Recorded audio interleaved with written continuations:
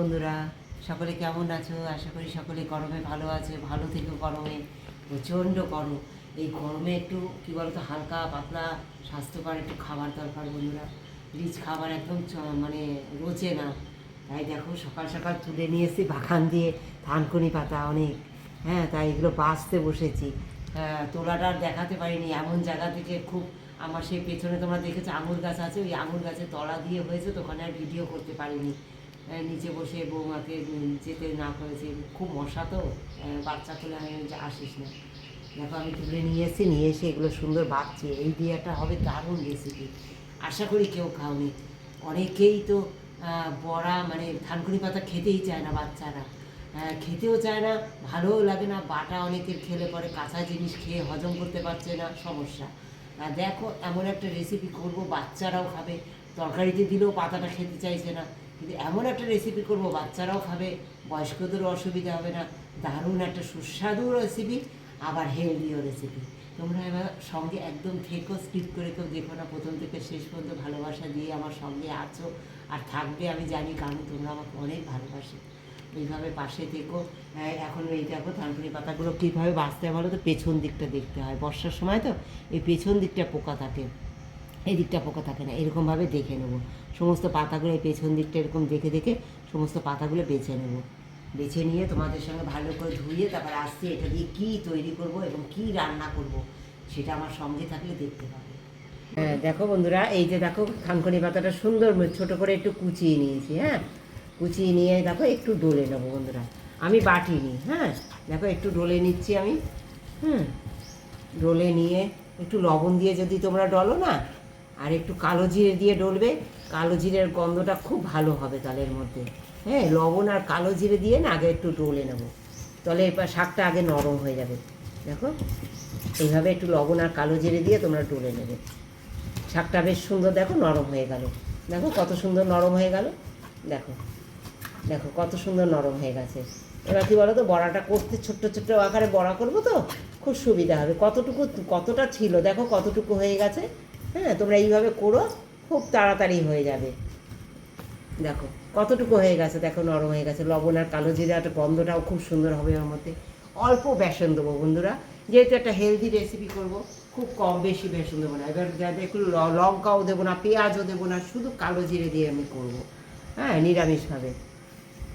দেখো এই যে একটু সামান্য হলুদ দেবো, বেসন দিয়ে দেবো, আর দিয়ে দেবো দেখো সিদ্ধ করা এই যে আলু নিয়েছি গ্রেট করে, এই আলুটা দিয়ে দেবো। দিয়ে সুন্দর বড়ার আকারে আমি এবার এটা তৈরি করব।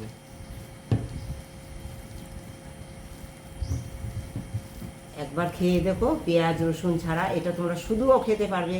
হ্যাঁ, বাচ্চাদের কম বেসন দিয়েছি আর আলু দিয়েছি, বাচ্চাদের বয়স্করা শুধুও খেতে পারবে। হ্যাঁ, কেউ যদি আলু খেতে না চায় আলুটা স্কিপ করতে পারো, অসুবিধা নেই। হ্যাঁ, তাতে একটু চালের গুঁড়ি দিয়ে দেবে।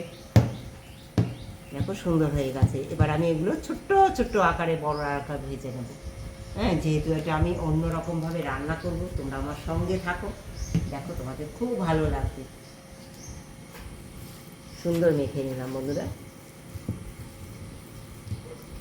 দেখো কত সুন্দর মাখাটা হয়েছে।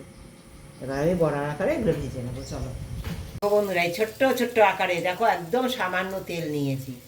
হ্যাঁ, এই ছোট্ট ছোট্ট বড়ার আকারে আমি ভেজে নেবো এগুলো। তারপরে কি করি তোমরা সঙ্গে থাকো, একদম হেলদি একটা রেসিপি হবে বন্ধুরা, দারুণ, খুব ভালো লাগে জানো না বন্ধুরা। শিঙি মাছ নিয়েছি। শিঙি মাছ কীভাবে পরিষ্কার করতে হয় নিশ্চয়ই সকলে জানো। যদি কেউ না জেনে থাকো যে কিভাবে সাদা করেছি, আমাকে কমেন্ট করে জানিও, আমি তোমাদের অবশ্যই দেখাবো। তবে দেখো বলে দিচ্ছি, এই যে কসব্রাইট নেবে, একটু নুন নেবে, একটু লেবু নেবে, এই যে লেবু তো সবার ঘরে থাকে, দিয়ে সুন্দর চটকাবে। এই দেখো এই লেবুর রস, গন্ধ হয় অনেক সময় শিঙি মাছ গন্ধ লাগে অনেকের, এই লেবুর রস দিয়ে সুন্দর করে তোমরা মাখিয়ে চটকে চটকে ধুয়ে নেবে সুন্দর করে লেবুর রস দিয়ে। লেবুর রস দিয়ে দারুণ করে চটকাবে। একটু লবণ নেবে, লবণ দিলাম, লবণ দেবো, আর এই যে লেবুর রস, এই দিয়ে সুন্দর চটকে চটকে ধুয়ে নেবে তোমরা। একদম কোনো গন্ধও থাকবে না। অনেক সময় গন্ধ লাগে, পরিষ্কার হচ্ছে না। তোমরা একদম আমাকে যদি ভালো বুঝতে না পারো, অবশ্যই যে কীভাবে এত সাদা করলাম আমাকে জানিও। সমস্ত মাছ দেখো সাদা করে নিয়েছে। এই শিঙি মাছ দিয়ে হবে দারুণ একটা রেসিপি, তোমরা আমার সঙ্গে থাকো। যেহেতু একটা হেলদি রেসিপি করব, তাই দেখো শিঙি মাছ নিয়েছি, এটা সুন্দর আমি ধুয়ে নিয়েছি, একদম ভালো করে কেটে একদম বেসিনের মধ্যেই আমি ছুরি দিয়ে কেটে নিয়েছি বন্ধুরা। জানানো তোমরা নুন হলুদ লাগাবার পরেও তোমাদের মাছ ফাটে না, এই যে শিঙি মাছ না একটু ফাটে, একটু এরকম ছোট ছোট করে কাট দিয়ে দেবে, একটু ফুটো করে দেবে, তাহলে কি এটা ফাটবে না, একদম কাটতে ভাজতে কোনো অসুবিধা হবে না। দিয়ে তারপরে তোমরা এরকম হলুদ মাখিয়ে নেবে, আর একদম কড়াইতে তেলও কম দিতে হবে। দেখো বন্ধুরা, একদম তেল নেই, যখনই তেলে ছাড়বে না একটা একটা করে এরকম সরিয়ে দেবে বন্ধুরা, সরিয়ে দিয়ে সব কটা দেখো এই অল্প তেলে সব কটা বড়া আমার ভাজা হয়ে গেছে, একদম তেলের প্রয়োজন হয়নি। দেখো কত সুন্দর ঝরঝরে মচমচে লাল লাল হয়ে গেছে বড়াগুলো, সব বড়িগুলো সব তুলে নেবো। হ্যাঁ, তোমরা এমনিও খেতে পারবে, একদম কম তেলে আমি দেখো ভেজেছি। এই মাঝখানে যখন দেবে দিয়ে যেটা দেওয়া হবে একটু যেই দেখবে একটু হালকা লাল হয়ে গেছে সাইডে করে দেবে, সব কটা সাইডে করে দেবে, দিয়ে আবার একটা দেবে, এইভাবে অল্প তেলে সব ভেজে নেবে। বেশি তেল তো খাওয়া ভালো না বন্ধুরা, তাই দেখো আমি তো বড়াটা ভেজে নিলাম। এবার দেখো মাছ তো তোমরা দেখলে কেটেছি, একদম মাছের জন্য হালকা অল্প তেল দেবো, কারণ শিঙি মাছ ফাটে তোমরা জানো। হ্যাঁ, দিয়ে দেবো প্রথমে একটু সামান্য লবণ, তেলে একটু সামান্য লবণ দেবো, গ্যাসটা প্রথমে জোরে দেবো। হ্যাঁ, তেলটা কড়াইটা খুব ভালো গরম করে নিতে হবে, একটু হলুদ দেবো। হ্যাঁ, আর দেখেছো তোমরা কাট লাগিয়ে নিয়েছি যাতে না ফাটে। হ্যাঁ, চিংড়ি মাছ সাধারণত ফাটে, চিংড়ি মাগুর এই সমস্ত মাছ ভাজতে গেলে একটু ফাটে, তাই দেখো একদম অল্প তেল নিয়ে এইভাবে সমস্ত জায়গায় লাগিয়ে নেবো। হ্যাঁ, লাগিয়ে নিয়ে তারপর দেখো এই যে মাছ দেবো আমি। তোমাদের ভয় লাগে অনেক সময় মাছটা কি করে ভেজে রান্না করব। দেখো আমি দাঁড়িয়ে আছি তাতে, কোনো ফাটছে না, অথচ অল্প তেল, এই অল্প তেলেই আমি দেখো ভেজে নেব। এইভাবে মাছটায় তেল লাগিয়ে নিতে হবে, তেল লাগিয়ে সাইডে করে দিতে হবে, সমস্ত মাছ আমি এইভাবে ভেজে নেব।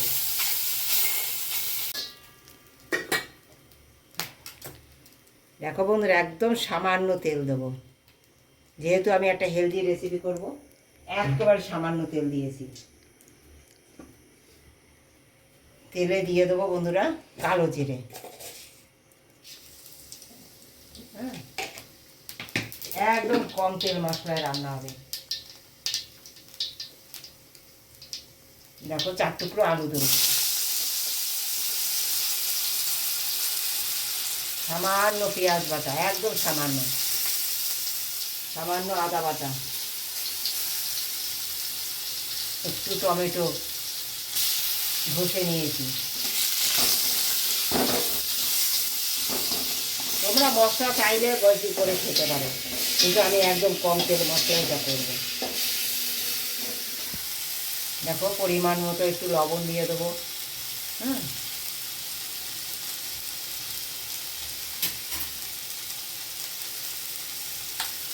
পরিমাণ মতো হলুদ দিয়ে দেবো বন্ধুরা, চামচ রাখতে হবে সামান্য, মানে এটা কালার হওয়ার জন্য বন্ধুরা, ঝালের জন্য না। দিয়ে দেবো একটু জিরের গুঁড়ো সামান্য,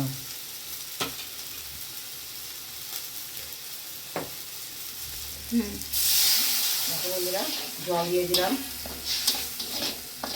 জল দিয়ে একটু কষিয়ে নেবো বন্ধুরা। বন্ধুরা সুন্দর কষানো হয়ে গেছে। হ্যাঁ, আর আমি তো মশলা তেল কোনো কিছুই বেশি দেইনি। হ্যাঁ, খুব বেশি মশলা কষাবো না আমি। হ্যাঁ, দেখো সুন্দর কষানো হয়ে গেছে, এবার জল দিয়ে দেবো।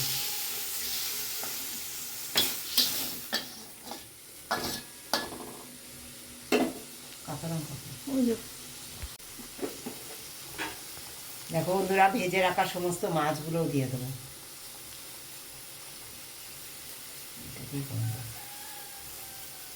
ভেজে রাখা বড়িগুলো ইয়েতে একটু ঢেকে দেবো, 2 মিনিট পরে ফিরে আসছি বন্ধুরা।